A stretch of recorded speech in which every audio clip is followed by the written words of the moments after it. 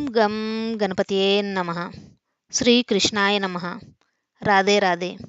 ఈరోజు వీడియోలో మనము భగవద్గీతలోని 2వ అధ్యాయము సాంఖ్యయోగము నుంచి 28వ శ్లోకం చూద్దాము. అవ్యక్తాదీని భూతాని వ్యక్తమధ్యాని భారత అవ్యక్తనిధనాన్యేవ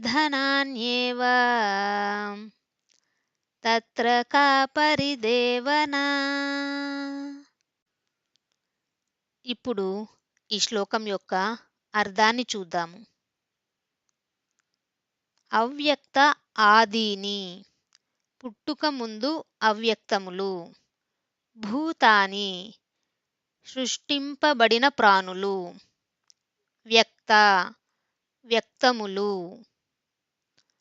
మధ్యాని మధ్యలో, భారత అర్జున భరతవంశీయుడా, అవ్యక్త అవ్యక్తములు, నిధనాని మరణించిన పిమ్మట, ఏవ నిజముగా, తత్ర కాబట్టి, కా ఎందులకు, పరిదేవన శోకించుట.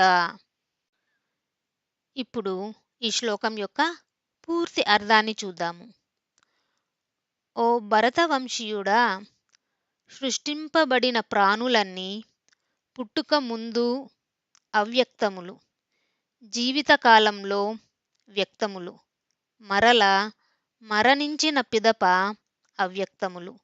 కావున శోకించుట ఎందులకు.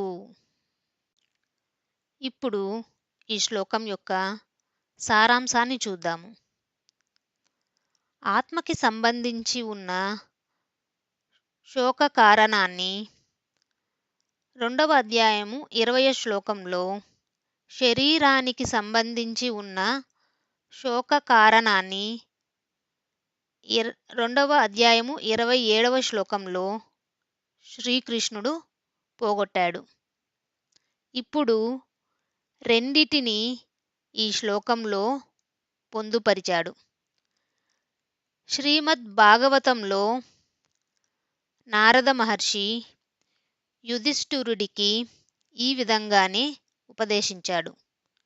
నీవు ఈ యొక్క వ్యక్తిత్వాన్ని నిత్యమైన ఆత్మగా భావించినా, లేదా తాత్కాలికమైన శరీరముగా భావించినా, లేదా ఊహాతీతమైన ఆత్మ మరియు శరీరముల మిశ్రమంగా భావించినా, నీవు శోకించతగదు. శోకమునకు మూల కారణం భ్రమ వల్ల కలిగిన మోహం మాత్రమే. భౌతిక జగత్తులో ప్రతి ఒక్క జీవాత్మ 3 శరీరాలచే కట్టుబడి ఉంటుంది. స్థూల శరీరం, సూక్ష్మ శరీరం, కారణ శరీరం.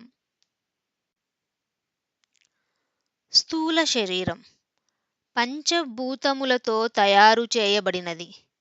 భూమి, నీరు, అగ్ని, గాలి మరియు ఆకాశం.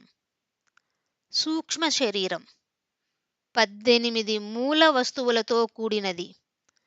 5 ప్రాణవాయువులు, 5 కర్మేంద్రియములు, 5 జ్ఞానేంద్రియములు, మనస్సు, బుద్ధి మరియు అహంకారం.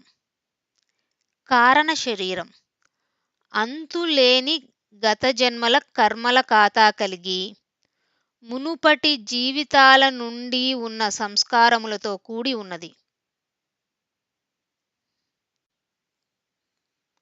మరణ సమయంలో ఆత్మ తన స్థూల శరీరాన్ని విడిచిపెట్టి తనతో పాటు సూక్ష్మ, కారణ శరీరములను తీసుకొని వెళుతుంది. అటు పిమ్మట భగవంతుడు మరలా ఆత్మకి మరి ఒక స్థూల శరీరాన్ని దాని సూక్ష్మ, కారణ శరీరాల అనుగుణంగా ఇచ్చి దానికి తగిన తల్లి గర్భంలోనికి ప్రవేశపెడతాడు. ఆత్మ ఒక స్థూల శరీరాన్ని వదిలివేసిన తరువాత వేరే స్థూల శరీరాన్ని తీసుకునే మధ్యలో ఒక పరివర్తన దశ ఉంటుంది.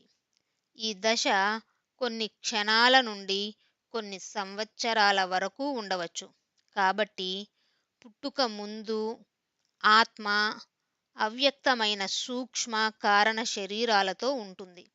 మరణం తరువాత కూడా అది అవ్యక్త స్థితిలో ఉంటుంది. ఈ మధ్యలోనే అది వ్యక్తమవుతుంది. కాబట్టి శోకించటానికి మరణం కారణం కారాదు. ఇంతటితో ఈ వీడియోని ముగిస్తూ మరొక వీడియోలో 2వ అధ్యాయం సాంఖ్యయోగము నుంచి 29వ శ్లోకంతో మళ్ళీ కలుద్దాము. ధన్యవాదాలు.